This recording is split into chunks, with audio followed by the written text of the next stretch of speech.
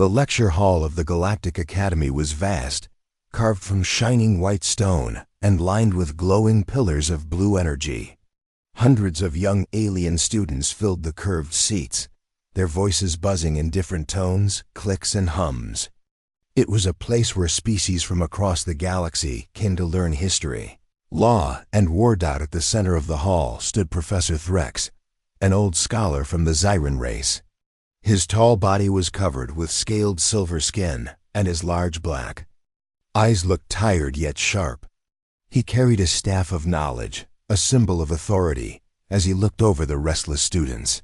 "Today," Threx said in a slow, heavy voice, "we will discuss a forbidden subject."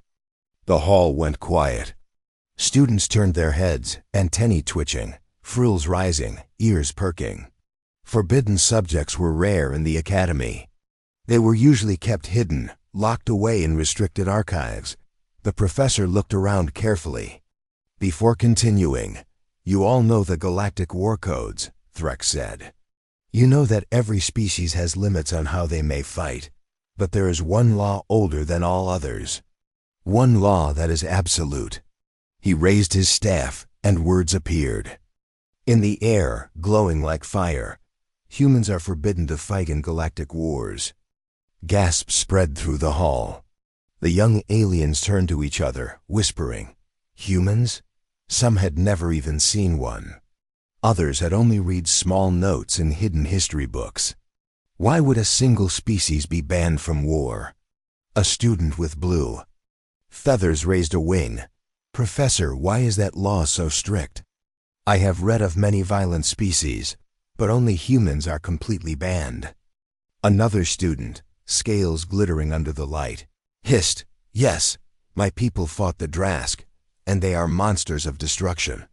Yet they are allowed. Why not humans?" The professor tapped his staff on the ground. The sound echoed like thunder. "That is exactly why it is forbidden to speak of them," Threx said. His eyes scanned the hall, serious and heavy. "The galaxy remembers, but the young must understand why this law was written in fire and blood." The students leaned forward. Curiosity burned in them. Threx paused, as if debating with himself. He looked at the glowing words again. His voice lowered, almost like a whisper. "Humans are not forbidden because they are weak. They are not forbidden because they are cruel. They are forbidden because once, long ago, we allowed them into war. And what we saw—" He stopped, gripping his staff tightly.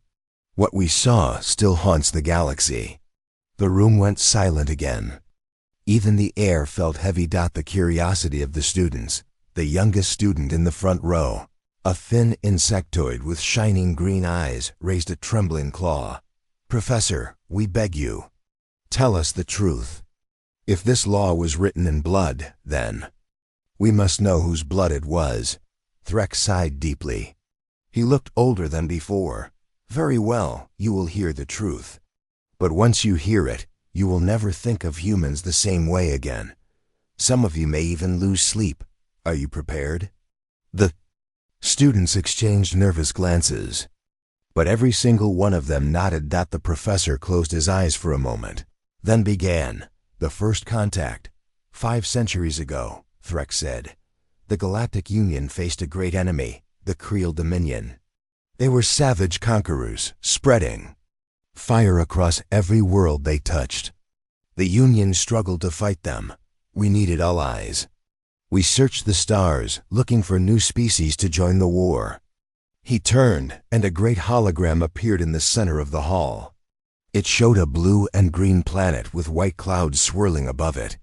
"Then we found Earth." The aliens in the hall leaned forward. Some had heard of Earth only in myths. Some not at all. Humans were young then. They had no starships of war, only fragile machines. But they had something else. They had hunger, a drive unlike any other. The hologram shifted to images of early human ships, rusted, simple, but fast, soldiers in strange armor carrying crude weapons, walking with determination. "At first," Threx said, "the council doubted. What could such a young race offer? But the humans volunteered. They demanded to fight. They said, "Give us a place in your war, and we will show you what we can do." The students stirred. Some laughed nervously. Others frowned, and so the professor continued, "We made the greatest mistake in galactic history. The unnatural warriors, they were placed on the front lines against the Creel," Threx said, his voice growing darker. "The expectation was that they would fail quickly, that they would need protection from older, stronger species. The hologram shifted to a battlefield, a broken moon, covered in fire and smoke. But what happened was something no one expected." The professor leaned closer, his voice sharp. "Humans did not fight like others. Most species fight with order, with training, with discipline. But humans, they fought with something raw, something primal. Their enemies feared them not because of their strength, but because of their persistence." He paused, letting the words sink in. They did not stop. Even when wounded, even when hopeless, even when death was certain, they did not stop. Students shivered. One whispered, "That is impossible." "No," Threx said, "it is human." The hall grows uneasy. One of the feathered students raised a wing nervously. "But Professor, is persistence so terrifying?" "Many species show courage." Threx shook his head slowly. "You misunderstand. Courage ends when life ends. But humans, they fight beyond life. They fight until the last breath, the last drop of blood, until their bodies collapse. And sometimes, even then, they crawl forward." The hall filled with uneasy silence. Another student, scales rattling, whispered, "Monsters." Threx's eyes darkened. "Not monsters, survivors. But on the battlefield, there's little difference." A warning unfinished. The professor stopped, lowering his staff. His voice dropped again. "This is only the beginning of why humans were banned. The story grows worse, much worse. But the time is late, and your minds must rest before you hear more." The students cried out, begging him to continue. "Please, Professor." One shouted, "We must know the whole truth." "Not yet," Threx said. "The galaxy forbade humans in war for reasons that will chill your blood. But you must hear it step by step. For if I tell you all at once, you may not endure it." He turned his back and began to leave. The students sat frozen, the glowing words still floating in the air. Humans are forbidden to fight in galactic wars.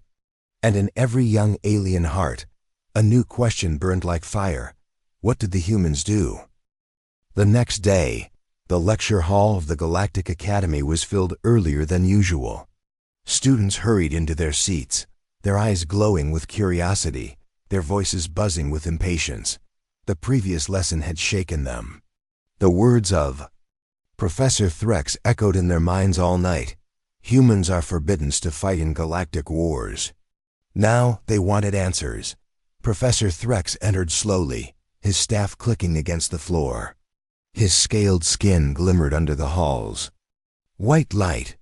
The students fell silent at once. They had never been this eager for a history lesson before. Threx looked at them for a long moment before speaking. "You did not sleep last night," he said. It was not a question. It was a statement. Some students shifted nervously. Others nodded. Threx single quotes S. Voice lowered. "Then you are ready. Today I will tell you what happened the first time humans fought in a galactic war." The hall went still, every eye fixed on him. The beginning of a mistake. 5 centuries ago, Threx began. The Creel dominion spread across the stars. They conquered worlds, enslaved populations, and burned cities into ash. The Galactic Union gathered armies to resist them, but our defenses broke again and again. We were desperate. The hologram lit up above the hall, showing a map of stars. Red flames spread across system after system. Creel territory growing like a disease. In that desperation, Threx said, we searched for allies. We reached out to many young species. Most were too weak, too afraid, or too unready. But then we found humans. The hologram shifted to the blue-green planet Earth. Students leaned forward, their eyes bright with curiosity. Humans had no empire. Threx continued. No great fleets, no ancient weapons, no vast armies. Their ships were fragile compared to ours, their weapons primitive. Yet when we asked them to join us, they did not hesitate. They said, "Show us the enemy." "We will fight," murmurs filled the hall. A student with glowing fins whispered, "They volunteered?" Threx nodded. "Yes, they begged for war." The Council's doubt. At first, the Galactic Council laughed. Threx said, "What could this young, fragile race offer?" Many argued it was foolish to involve them. But the humans insisted, and some among us believed they might be useful. "Useful?" asked a scaled student. "Expendable," Threx corrected. The council thought, "Let humans take the front lines. If they die, we lose nothing. If they survive, we gain soldiers." The students gasped. "Yes," Threx said grimly. "It was cruelty. But it was also the greatest mistake we ever made." The first battlefield, the hologram shifted again, showing a broken moon orbiting a dead planet. Its surface was cracked and burning.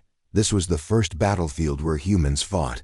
"The shattered moon of Rin," Threx said. The Creel had dug into its craters, turning them into fortresses. Our armies had failed to break them. And so, we sent the humans. Students leaned forward, waiting. "Only 5,000 humans were deployed," Threx said. 5,000. Against 30,000 Creel. No one expected them to last a day. The hologram showed the human soldiers landing on the moon. Their ships were small, their armor simple, their weapons crude compared to alien technology. They looked weak. Threx admitted. Thin compared to the Creel, smaller than most species. Their weapons fired small bursts of metal and fire. Nothing special. Nothing powerful. He paused, his eyes narrowing. But what they did with those weapons still haunts us. The change in the battle. At first, the Creel laughed, Threx said. They mocked the humans. They fired upon them, expecting them to scatter. But the humans did not scatter. They moved forward. Always forward. The hologram showed humans running through fire, ducking behind rocks, returning fire with their crude rifles.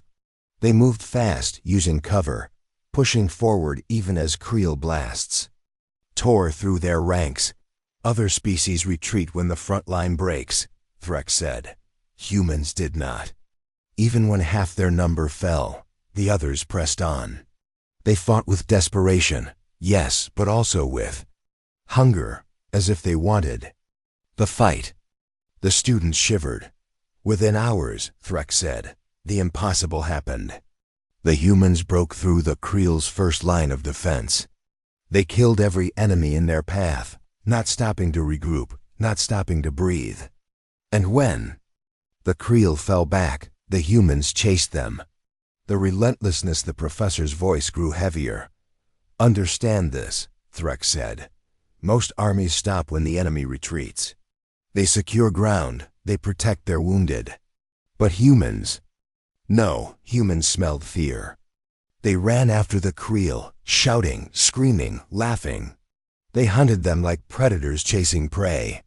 A student whispered, "That is madness." Madness, Threx said, or instinct. To humans, war is not only survival. It is something deeper, something they cannot resist.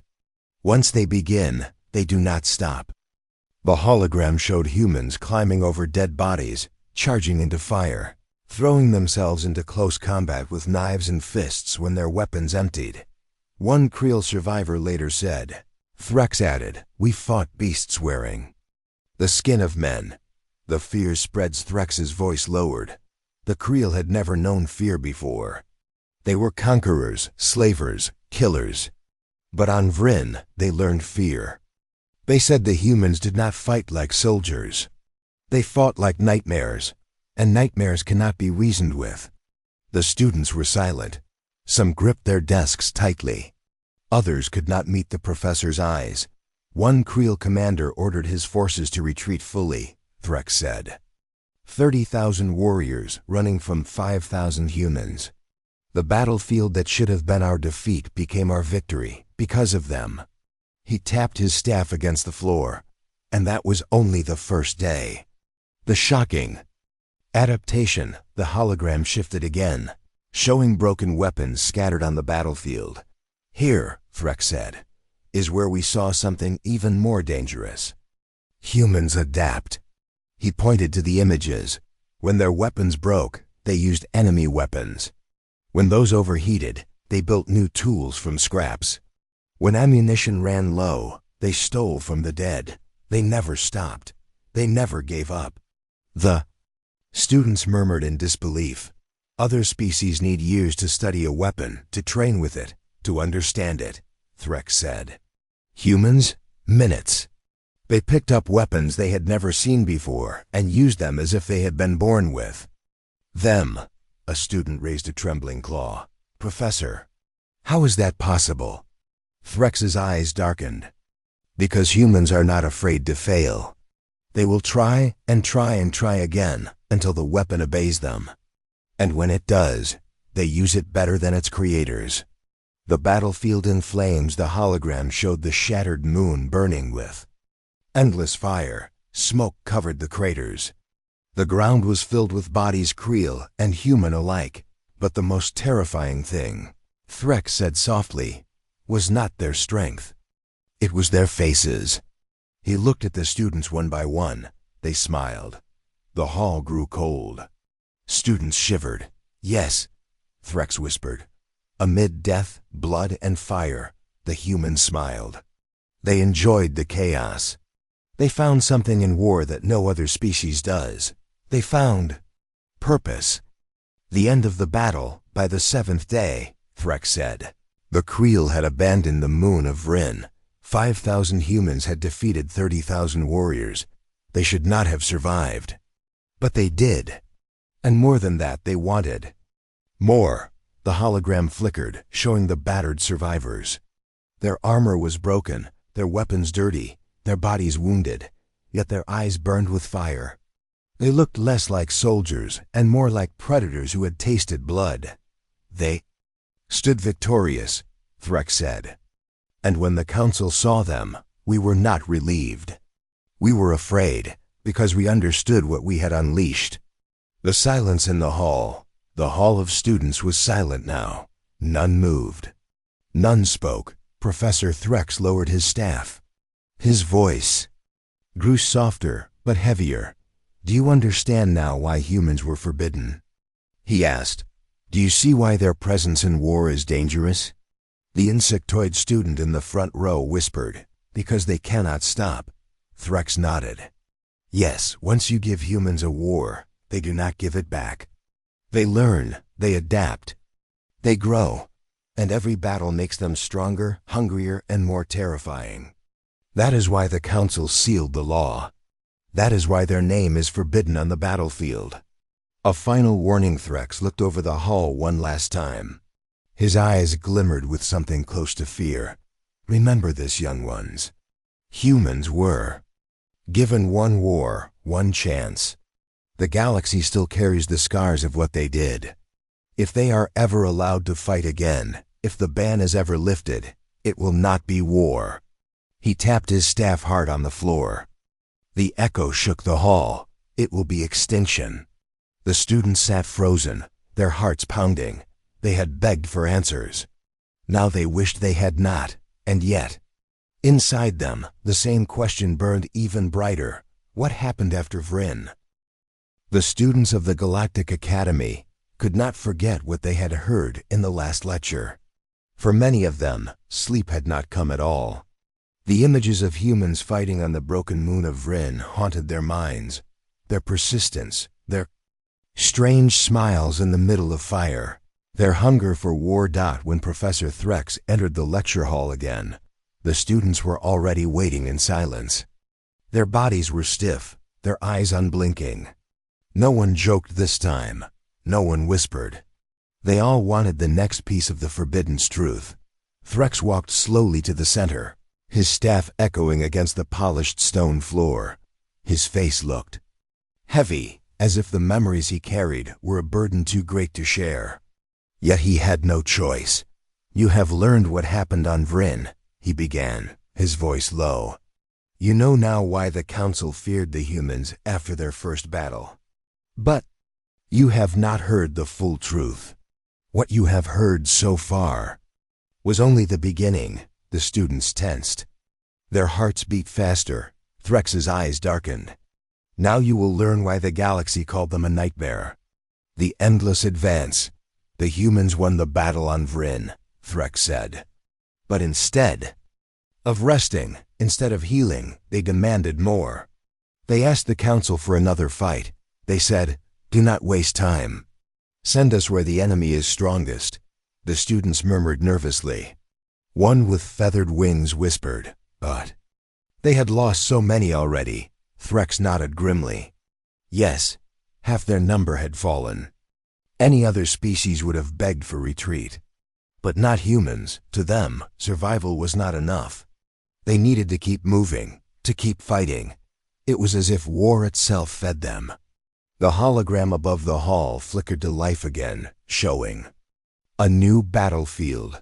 The fortress world of Kravos, one of the Creel's most secure strongholds. Its surface glowed red with weapons and fortifications. "Only 3,000 humans remained from Vryn," Threx said. Yet when sent to Kravos, they charged without fear. They attacked as if they had an army of millions. And once again, the Creel felt something they had never felt before: terror. The unbroken spirit the hologram showed humans storming trenches, climbing walls, using weapons stolen from their enemies. Even when fire burned their skin, even when blasts tore their bodies, they pushed forward, Threx said. They did not stop to tend to the wounded. They did not stop to bury the dead. Their spirit was unbroken. They moved like a storm across the battlefield. One student whispered shakily, "But Professor, isn't that bravery?" Threx turned, his eyes toward the student. "No, bravery is when one faces danger and fears it, but fights anyway." The humans. They did not fear. They embraced the danger. They welcomed it. That is not bravery. That is something far darker. The hall fell silent again. The enemy's horror. The Creel reported that humans had no concept of retreat. Threx continued. If one soldier fell, another stepped over him. If a squad was destroyed, the survivors split into smaller groups and fought harder. The Creel described it like fighting a fire strike in one place, and it spreads to another. The hologram shifted to show a Creel commander giving orders, his face pale with fear. One Creel officer wrote in his report, "We did not fight men, we fought hunger. We fought something that wanted us broken." The students shivered. The Creel began to fear small human groups more than entire alien armies, Threx said. Because no matter how many humans you killed, the ones who remained only grew more dangerous. They learned from every mistake. They adapted to every trap. They remembered every weakness of their enemy. The terrible adaptation, here is what frightened the Council most, Threx said, his voice trembling now. Humans learned too quickly. The hologram zoomed in, showing a human soldier crouching behind cover, repairing a broken alien weapon with nothing but scraps of metal. Moments later, he fired it perfectly. Within hours of a battle, they were using Creel weapons against them. Within days, they were improving those weapons. They turned the enemy's technology into something even deadlier. Every battlefield they touched became a workshop for killing. The students gasped. Other species take years to master technology, Threx said. Humans need only minutes. The more they fought, the more clever they became. Every fight made them stronger, smarter, and harder to defeat. One insectoid student whispered, "Like predators evolving in real time." Threx nodded slowly. "Exactly. but faster than anything nature has ever known. The bloodlust Rex's eyes grew darker still. And then there was the worst part. He said, the part that chilled every commander who saw them. He leaned forward, his voice low, almost a whisper. They enjoyed it. The hall froze. No one dared to move. Yes, Threx said. When other species fight, they are grim. They fight because they must. But the humans, they smiled. They laughed. They shouted with joy as they tore through their enemies. They looked at war not as a burden, but as something pure. Something that made them alive. He paused, letting the silence stretch. One Creel soldier described it best. When we killed them, they screamed in pain. But when they killed us, they screamed in joy. The students recoiled in horror.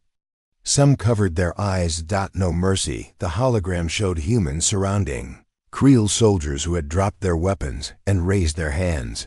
Another rule of war is mercy, Threx said. But humans gave none. When the Creel surrendered, the humans killed them anyway. To them, surrender was weakness. Weakness was unacceptable. They believed enemies must be destroyed, not spared. A scaled student hissed in shock. But that is dishonorable. Threx nodded slowly. Yes, but to humans, war is not about honor. It is about winning. And winning to them means leaving no threat alive. The whisper of monsters, the professor's voice dropped again. The Creel began to whisper a word about the humans. A word that spread through every battlefield, through every army. They called them monsters, not because of their shape, not because of their weapons, but because of what they became when war consumed them. The hologram faded into darkness. Even their allies began to fear them, Threx said softly. Other Union soldiers reported nightmares after fighting alongside humans. They said the humans were not like them. They said humans looked at their friends and their enemies with the same cold hunger. That one day, perhaps they would turn on everyone. The Council's realization, the Council of the Union began to panic, Threx said. At first, they had believed humans were an expendable tool. But after Vryn and Kravos, they realized the truth. Humans were not a tool, they were a weapon. A weapon that no one could control. He looked around the hall, his eyes grim. You see, most species must be trained to kill. But humans, killing comes naturally, too naturally. War is not something that damages them. War is something that awakens them. The students shuddered. The final push on Kravos, Threx continued. The Creel armies broke completely. 30,000 more soldiers fell to less than 3,000 humans. The humans did not stop. They demanded another fight, and another, and another. Their numbers should have dwindled to nothing, but their spirit never faltered. Even in exhaustion, even in blood, they still pushed forward. He tapped his staff. The sound echoed like thunder. That is why the galaxy feared them. Because the humans proved something terrible. One human is never just one. One human carries the will of 1,000. They are never finished, never done, never broken. The silent hall, the lecture hall, was silent again. Some students trembled. Others could barely breathe. Professor Threx lowered his head, his voice heavy with sorrow. This is the nightmare that unfolded when humans first joined our wars. Persistence, adaptation, bloodlust, and joy in battle. No other species had ever shown all of these things together. No other species ever will. That is why the Council passed the Forbiddance Law. That is why humans are never allowed to fight again. He looked at the students one by one. But you must understand this, young ones. The law is only a wall, and walls can break. If the humans ever return to war, nothing in this galaxy will survive them. The end of the lecture. Professor Threx struck his staff against the floor. The glowing words reappeared above the hall. Humans are forbidden to fight in galactic wars. The words shone like fire, and in the silence that followed, The students felt their meaning in their bones. They had asked for the truth. Now they wished they had not. But deep inside, every one of them knew the forbidden question still remained. What would happen if the humans ever returned to war? The lecture hall was quieter than ever before. The alien students sat with stiff bodies and pale faces, their minds still filled with the nightmares Professor Threx had described. They had heard of human persistence. They had heard of their joy in battle. They had heard of the terror they spread through the Creel Dominion, yet the professor had promised something even darker. Something worse than bloodlust. When Threx entered the hall this time, he did not look at the students right away. He walked slowly to the center, his staff tapping the floor with each step. He seemed heavy, as if the memories he carried were too large to bear. At last, he raised his head and spoke. "You have heard of human hunger in battle," Threx said. "You have heard how they never stop. But what I tell you now is more frightening than all of that. Today, you will learn why. The galaxy does not fear their strength, but their minds." The students shivered. The strange mind of humans. Other species fight with tradition, Threx explained. They learn strategies passed down by their ancestors. They follow rules and patterns. But humans think differently. They are not bound by tradition. They are bound only by survival. And survival makes them inventive. The hologram above the hall flickered to life. It showed the battlefield of Kravos against smoke, broken weapons, shattered machines. On Kravos, Threx continued, the humans ran out of ammunition. Their guns were nearly useless. By every rule of war, they should have fallen. But instead of surrender, they adapted. They turned the battlefield itself into their weapon. The hologram zoomed in on a human soldier breaking apart metal from a destroyed Creel tank. With nothing but tools and bare hands, he shaped the metal into crude blades. Another human stripped power cells from broken machines and turned them into explosives.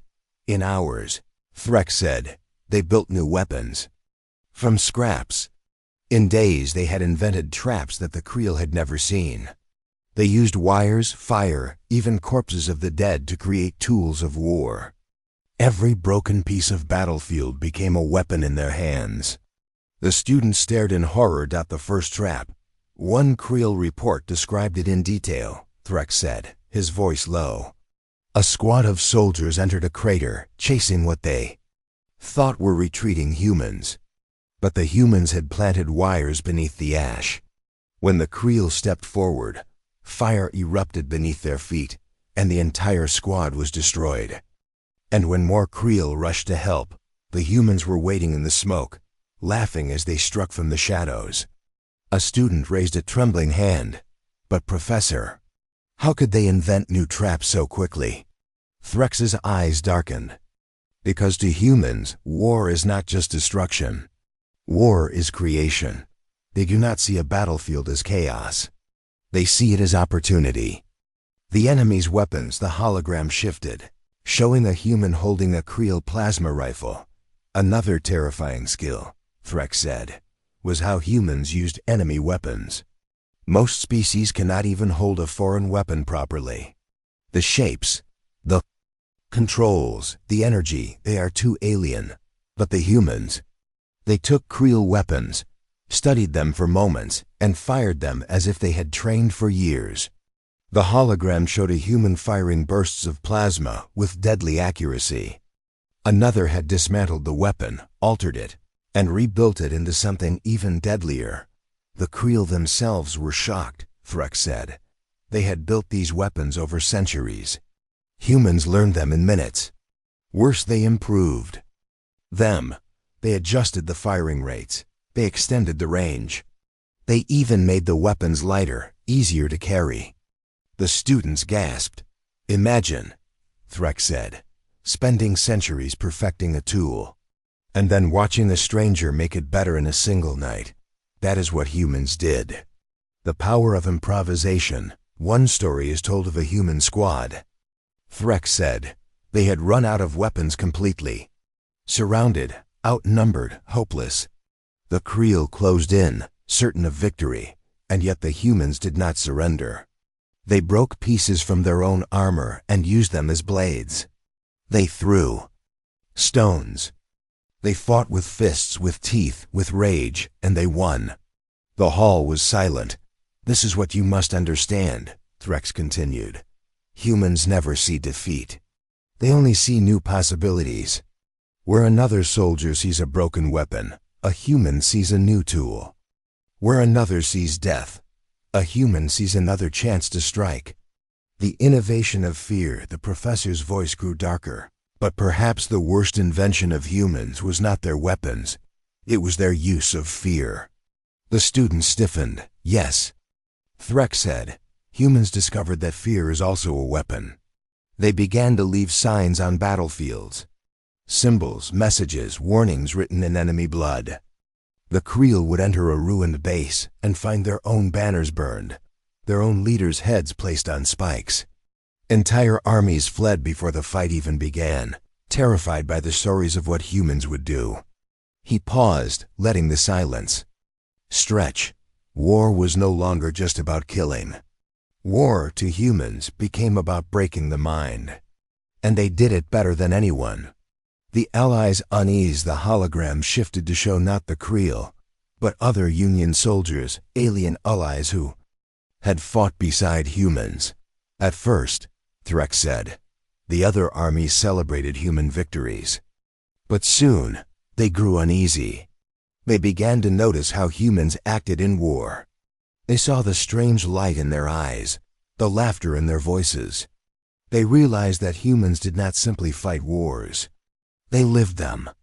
A feathered student whispered, "Were the humans feared by their friends too?" Threx nodded slowly. "Yes. Allies began to fear them almost as much as enemies." They asked the council, "What will happen when the humans no longer have Creel to fight? What if they turn on us?" The professor's voice dropped to a whisper, and that fear was not foolish. "The machines of death." Soon, Threx continued, humans built their own machines of war. Using what they had learned from the Creel, they created new designs machines, larger, faster, more destructive than anything they had possessed before. They built tanks from enemy wreckage. They created flying machines with stolen engines. And they built bombs from materials no one thought could explode. The hologram showed one such creation, a crude but massive cannon mounted on wheels, firing blasts that destroyed entire Creel fortresses. "Do you see?" Threx asked. In months, they built weapons that had taken other species centuries. And they built them not in factories, not in laboratories, but in the chaos of war itself. The endless question, the students sat frozen. None dared to move. Their young minds struggled to accept what they were hearing. At last, one brave student whispered, "But Professor, why? Why do humans think this way?" Threx closed his eyes for a long moment. "Because humans are born in struggle," he said softly. Their world was harsh. Their history was endless conflict. They learned to survive by changing, by adapting, by inventing. It is in their blood. And when you place such a species in war, you unleash something unstoppable. The Council's terror. The Galactic Council finally understood the danger, Threx said. It was no longer just about humans winning battles. It was about what they became while fighting. Every day of war made them smarter, faster, and more ruthless. The Council realized that if humans continued, they would not only destroy the Creel, they would surpass everyone. They would outthink, outfight, and outlast every species in the galaxy. The professor tapped his staff hard on the floor. The sound echoed like thunder. That is why the ban was written. Not just because humans were dangerous, but because humans were creative. Because they saw in war what no one else could see. The endless chance to invent new ways to kill. The silent hall, the hall was completely silent. Some students trembled. Others could barely breathe. Threx lowered his voice to a whisper. "You see now why humans are forbidden. You see why we must never allow them into war again. Because war does not break humans, war builds them. And every time they fight, they become something worse than before. He looked into the eyes of the students one by one. Pray that you never see them on a battlefield. The Galactic Academy was silent. The alien students had returned after long nights of restless thought, haunted by the stories of humans on Vryn, Kravos, and other battlefields. They had heard of persistence, of bloodlust, of ingenuity. But what they were about to hear would go beyond all fear. Professor Threx entered slowly. His body looked heavier than ever, and the staff in his hand seemed to carry centuries of sorrow.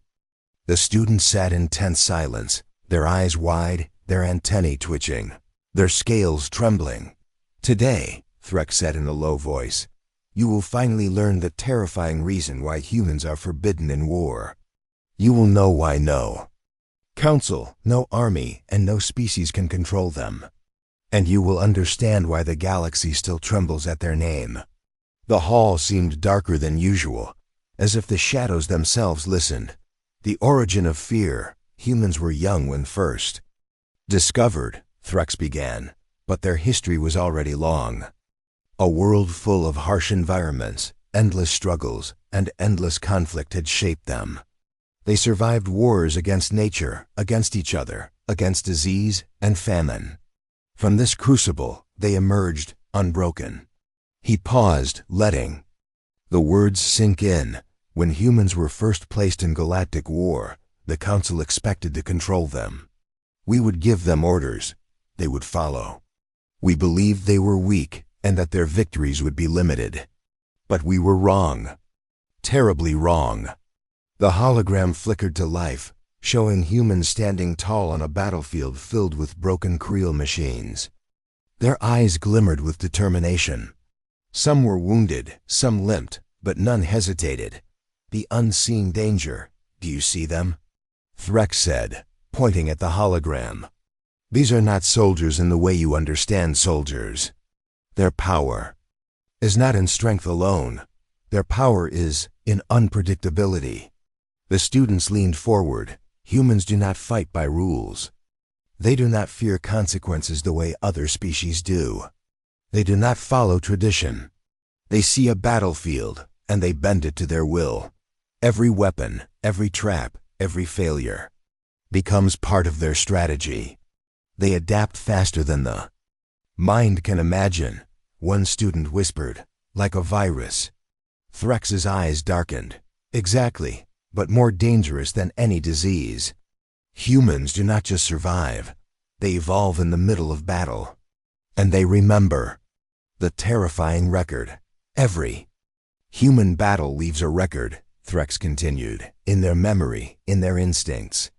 If one human survives an encounter, they carry the knowledge of every failure and every victory. They pass it to others. Knowledge spreads instantly. Every trick of the enemy, every weakness, every trap learned and used against them. No species can match this. The hologram shifted to show humans ambushing creel forces with weapons taken from the enemy itself. Other species need years to study technology, to plan strategies, to learn tactics. Humans? They learn in minutes and use it better than the original creators. This is why the Council forbade them from war, because humans are uncontrollable. The students shivered. The problem of numbers. One human is dangerous, Threx said. 2 humans are more dangerous. 10 humans can destroy entire squads of elite soldiers. And yet, even when they are small in number, they fight like they are countless. Their courage does not decrease with their numbers. Their drive does not waver. They become more dangerous as they suffer losses. The hall was silent. A student whispered, "But there must be a limit." Threx shook his head slowly. There is none, no known limit. Humans do not have the same fears other species have. When they fall, they learn. When they are broken, they rebuild. When they die, sometimes they come back. The unknown factor. Most terrifying reason, Threx said, lowering his voice to a whisper, is not what humans do. It is what humans become. War does not change humans. They change war. They turn every battlefield into a machine for destruction, not because they are commanded, but because it is instinct. They create, they adapt, they invent, and they destroy. And no species can predict their next move. The student's eyes widened in horror. During the battles on Kravos and Vryn, Threk said, the Creel learned the humans could improvise faster than they could react. Entire strategies of the Dominion collapsed because humans refused to follow patterns.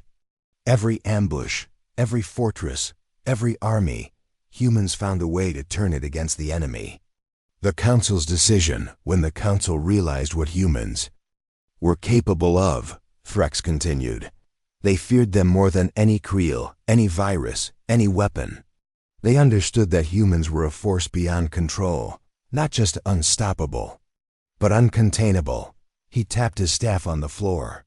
The sound echoed like a warning, and that is why the law was written. That is why no human has ever been allowed to fight in galactic war again. The Council understood. If humans fight without restraint, the galaxy itself could be destroyed. The students sat frozen. Some trembled, some looked ready to flee, but all were captivated. The test of Furthrex paused, and the hall went silent. There's one final account, he said. One that sealed the Council's decision forever. On the planet Theron, humans were sent to assist an allied army. The Creel had dug deep, setting traps and ambushes.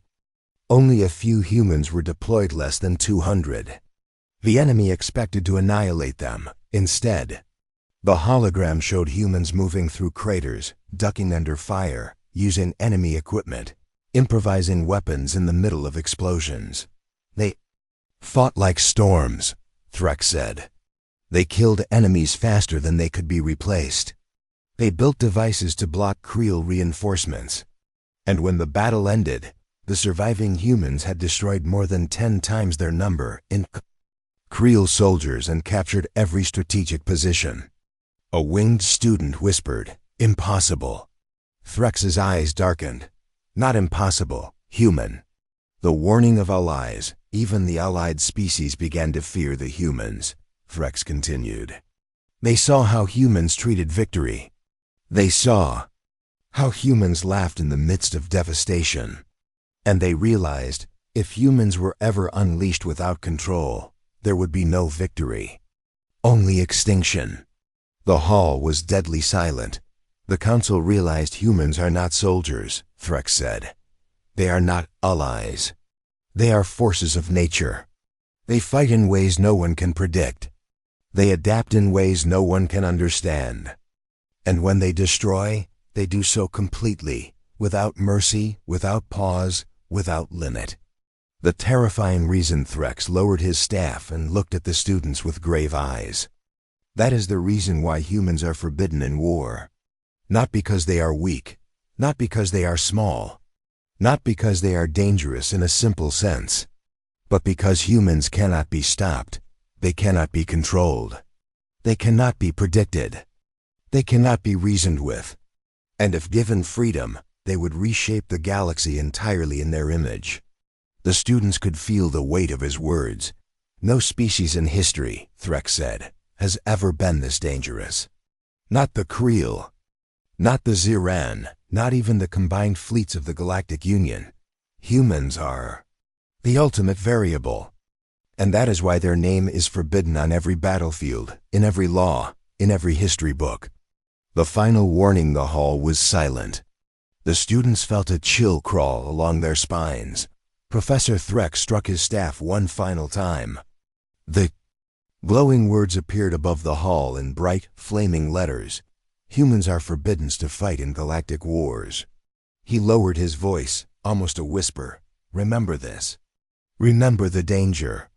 One day, if the humans return, the galaxy may not survive their presence. And no army, no strategy, no alliance will stop them. The students sat frozen, some pale, some trembling, some too afraid to breathe, and in every mind, the same terrifying question formed. What would happen if humans ever fought again?